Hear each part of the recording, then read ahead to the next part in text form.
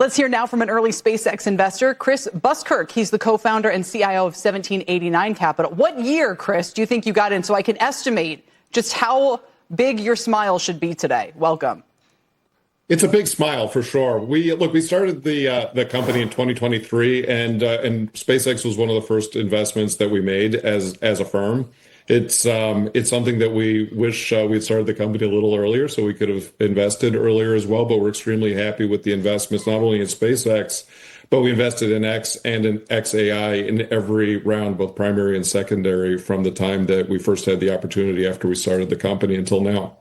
Morgan made this reference, and I think there's a couple of things on the horizon here. First of all, the earnings report, I don't know if they're going to be earnings. Their quarterly reports are coming, and I think it's going to be a wake-up call to some people that this is still going to take time to be as exciting a story as the market cap is currently giving it credit for. She also mentioned there could be some deals. There could be a deal with Tesla that people may or may not like.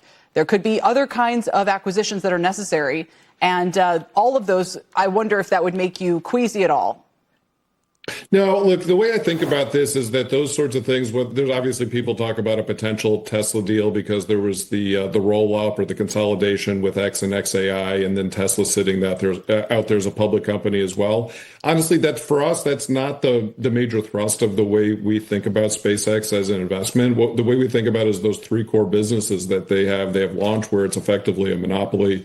They've got Starlink, which also a monopoly, which is growing very quickly, and now they've got compute slash AI, which is growing unbelievably quickly. I think when they do their quarterly reports, both this one and in the future, I think people are going to be very surprised at how fast that business is growing. The other things that may or may not happen in terms of M&A, whether they buy smaller companies to sort of as tuck-in acquisitions, or even something like Tesla as a merger, to me, those are almost like afterthoughts because the core business is so big and is growing so quickly and is so exciting. Afterthought? Really? The tuck-in acquisitions, yeah, compared to, I think when you see the numbers that they are going to print in these upcoming quarters, I think you're going to find that the acquisitions they do, while interesting, are not what drives the core business.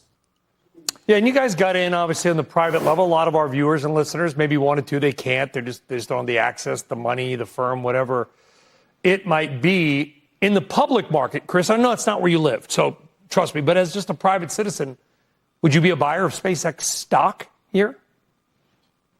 Yeah, look, this is a question I've gotten a lot, and our compliance people say don't give any advice, and I don't. I'll just say this, is I think it's a great company. This is a company that has a lot of room to grow, as big as it is.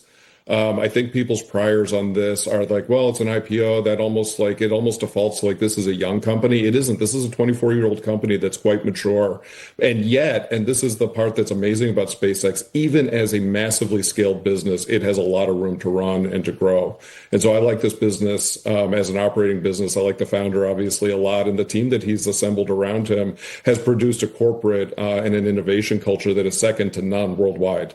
Chris, when you look at your other investments, and I think on the list here, if these are current, include everything from Anduril to Neuralink to Ramp to, there's a few, Cerebrus that's already public. Who else is now in the pipeline? Who else might be or should be or is up and coming? Yeah, I think that, hardware in general, I think is extremely interesting, both in the private and the public market. Just look at the public hardware companies, whether it be Intel or Micron or Cerebrus since their IPO. What people are catching up on, I think, on the AI build out is that, yes, the frontier model companies, which, like OpenAI and Anthropic, which will be coming public later this year, they're super interesting and they're unique and new and exciting in that way. But behind the scenes, what has to happen is a massive, massive build out. And so anything, I think, in hardware or infrastructure is extremely compelling.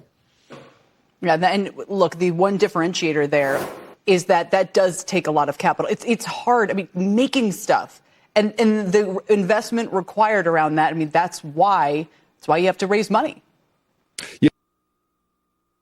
Early SpaceX investor last night is a friend of mine, and we were kind of talking, while the world was focused on the world of bits, which has been the most interesting place in technology for 25 years, Elon and his team were focused on mastering the world of atoms. Yes. And that's why you see them able to build infrastructure faster and better than anybody else. Like they put up these data centers now in 60 to 90 days. It's unbelievably fast. It's a skill set that nobody else, no other hyperscaler, no other neo cloud has that. And it's a huge differentiator for them. It's a great point. You remind me of Jeff Curry. He's always talking about how we're going from, in my these also abstract me, we're going from bits to atoms, right? The B to A in this case. And like you said, those who were first movers way back when it was out of favor are now reaping those rewards. Chris, thanks very much. Thank you. Chris Buskirk, 1789.